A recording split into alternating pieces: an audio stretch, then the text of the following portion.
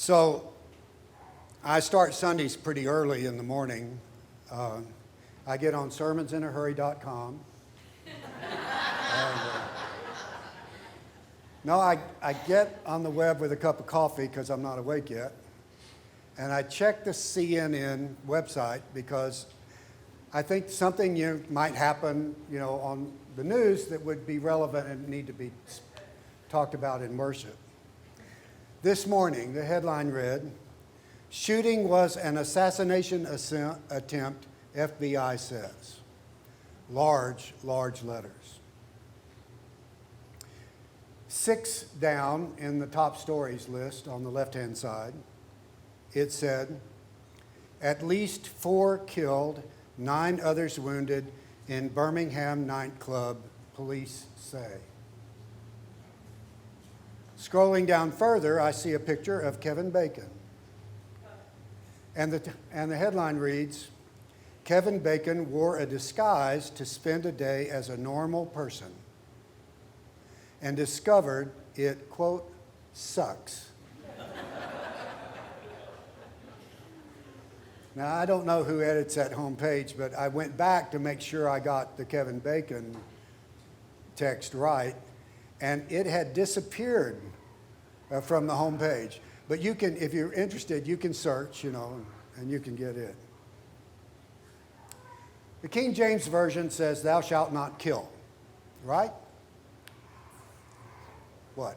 4 centuries of "thou shalt not kill."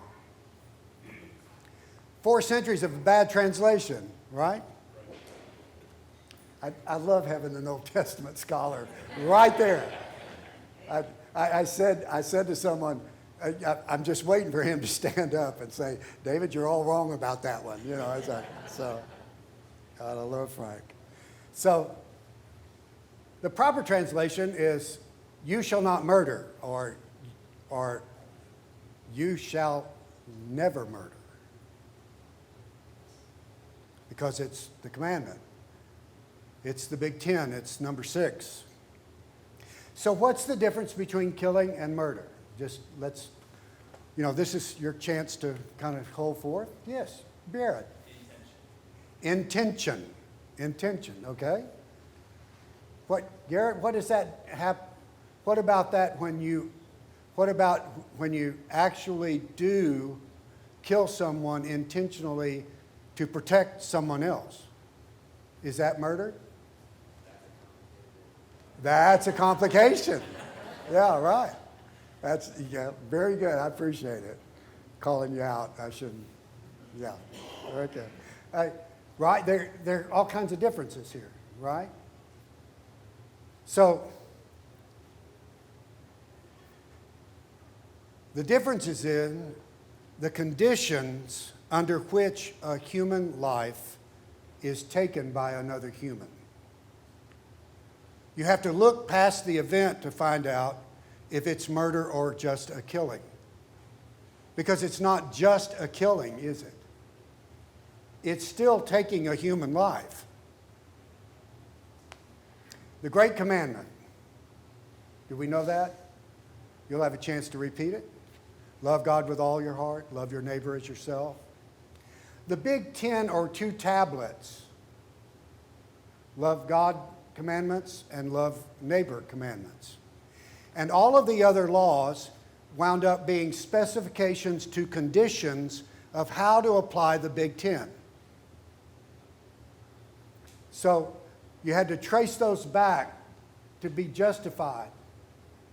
So do not murder had all these kind of qualifications that you have to go through. Isn't that the way we do things? Isn't that what human moral life is about? But you have to start from the right place, and the right place is to start with the creation stories. Because they're 2 different ones. If you haven't read Genesis 1 and 2, go back and read it again. There are 2 stories, and the creation of a human being is the summit of both creation stories. One happens at the end, one happens at the beginning of the stories. But it's the high point of the whole creation story. And in that way, it represents the way that we humans are creatures of God's creating, like all the other creatures. But we're really different, aren't we? And our difference is that we are self-conscious.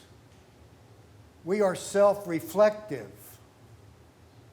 We are people who have memories where we look back. We are self-activating. We think, and we choose, and we act in ways that other animals in the creation don't do that, because we're so complex. And added to that is the fact that we live in communities, multiple communities, who have different sets of values that make us have different values from other people. And we have to work with all of those kinds of different communities and take account of them when we deal with other people. And that is something that is always in our minds and hearts, isn't it? So a human taking another human's life is a moral action that depends on a person's thinking and choice to act, and also depends on the community shaping of those two persons. Are you still with me? Because what's in your head is something that more than your mom and dad put and your DNA put. And so we have to take account of that in terms of both individual responsibility and collective responsibility for whether it's murder or killing. Because societies can murder too. Now, the foundation of all of this for us follower type people is that all human life is sacred. That's why we go back to Genesis.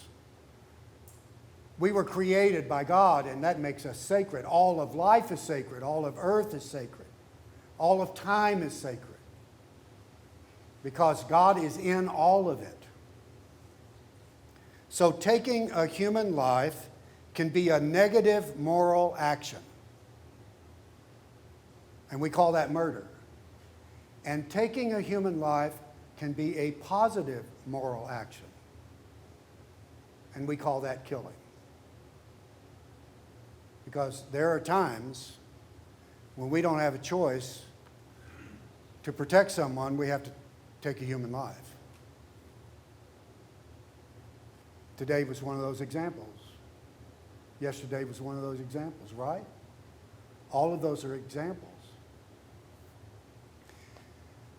Any attorney knows that there are degrees of murder. First degree, second degree, third degree. Then there's manslaughter. And in the law, manslaughter is not murder, even though it's taking a human life, but it's a irresponsible taking of a human life. So it's manslaughter. And then they have, what's the other category? No.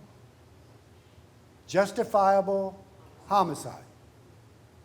That's an innocent killing. Someone is judged that under the circumstances, that person did not have a choice in this matter. And that's a real condition to this. It's not just that you were trying to protect an innocent person. It was that among all of the choices you had no choice except to kill that person, and it was a necessary act. And those things happen, don't they? You know? A very few of this in this room know that I had my life threatened as a pastor.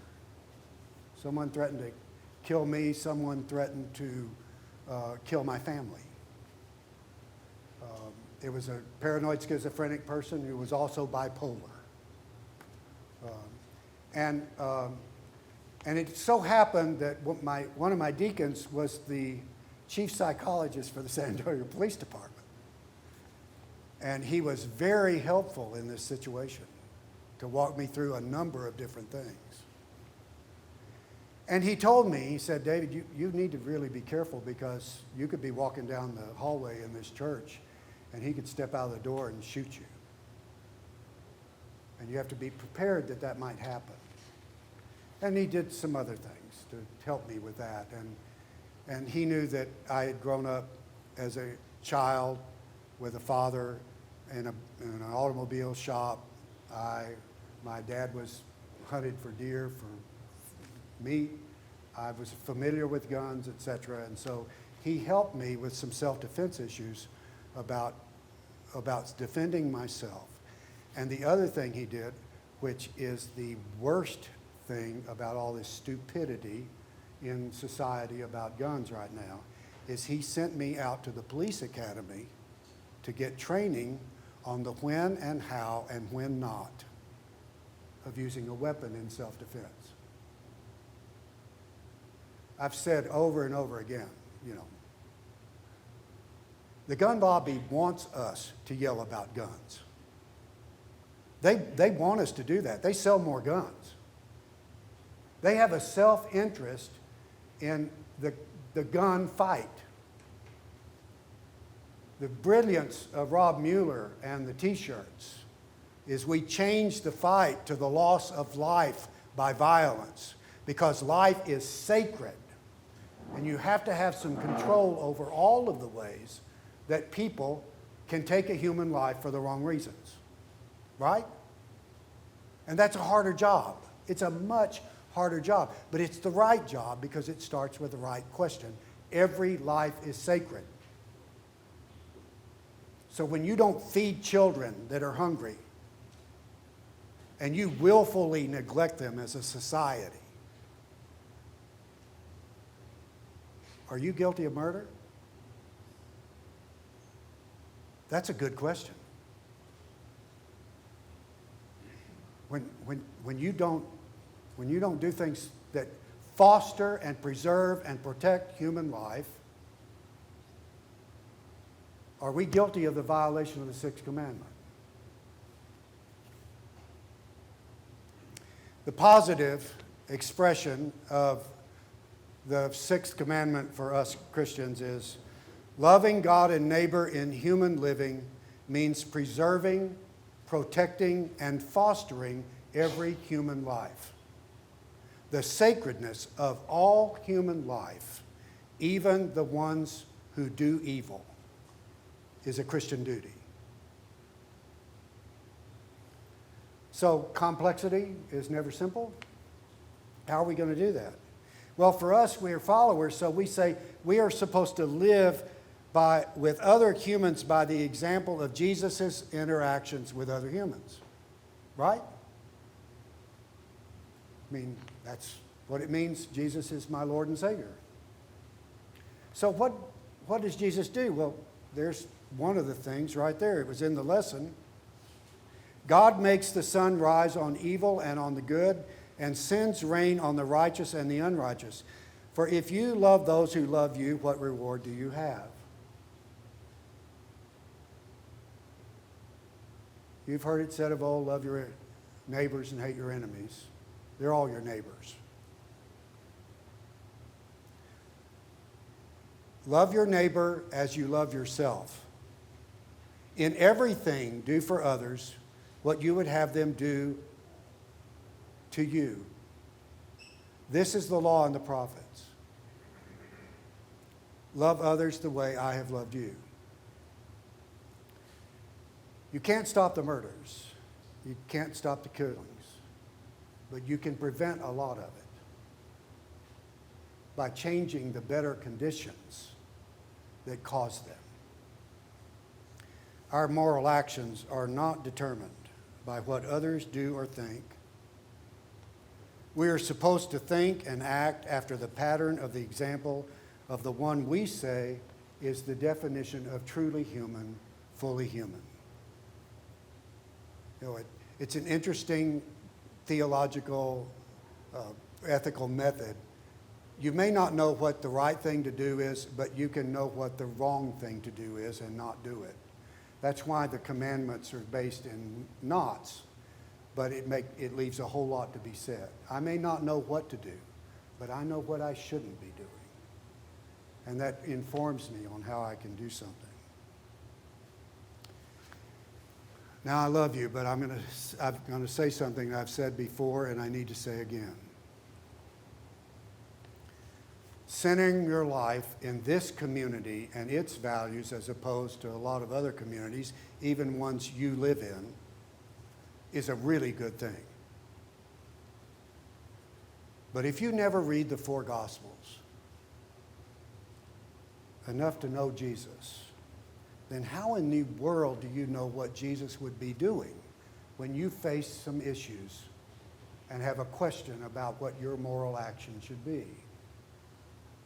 Reading those portraits over and over adds up to a pattern picture. It adds up to an imprint in the complex interaction of multiple cortexes in your brain that do moral reasoning.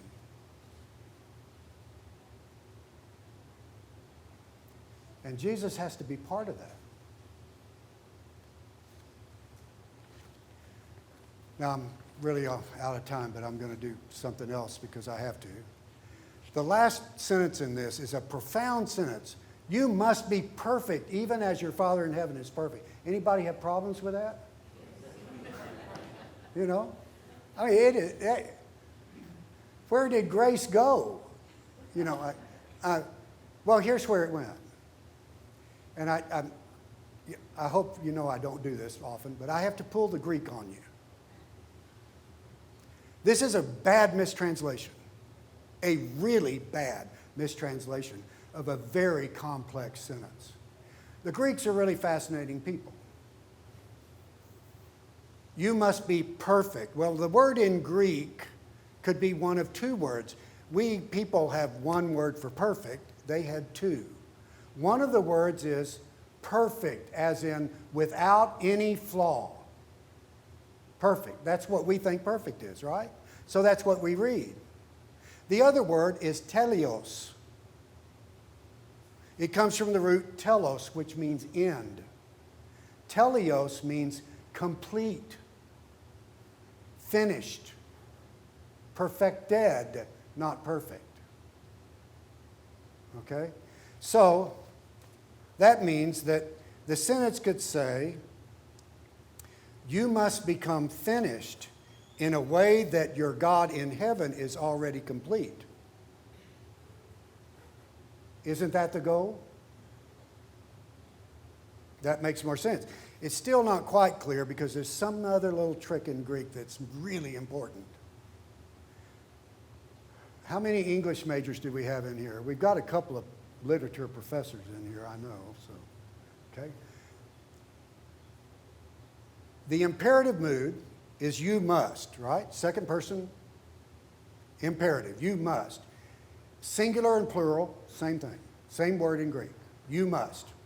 Context tells you. But here's what's interesting. The exact same word is also the future indicative of the word verb to be. You will be. So in two sentences in one sentence, two thoughts in one expression, you must become completed even as your God in heaven is complete, in the way that your God in heaven is complete. And you will become complete, just like Jesus. There is a command and a promise in most things that God gives us. And the promise enables the command. So murder is a sin. It's a selfish act of will with no regard for humanity of a person. Sometimes killing is necessary in a situation to preserve, protect, and foster the humanity of another human being or a lot of human beings. But you have to be very careful about thinking about killing, because every life is sacred. More importantly, if we're going to foster human life, we have to work at the communal conditions that cause fewer situations that devolve into murder or killing. And we can't stop murder by saying no to anything. We have to do the good that changes the world, where 4 people get killed and 9 people get injured in a bar. And one more thing. I'm really sure that building hospitals probably is a more productive act against the 6th commandment of protecting and preserving and fostering than bombing them from a plane that costs more than a hospital. Amen.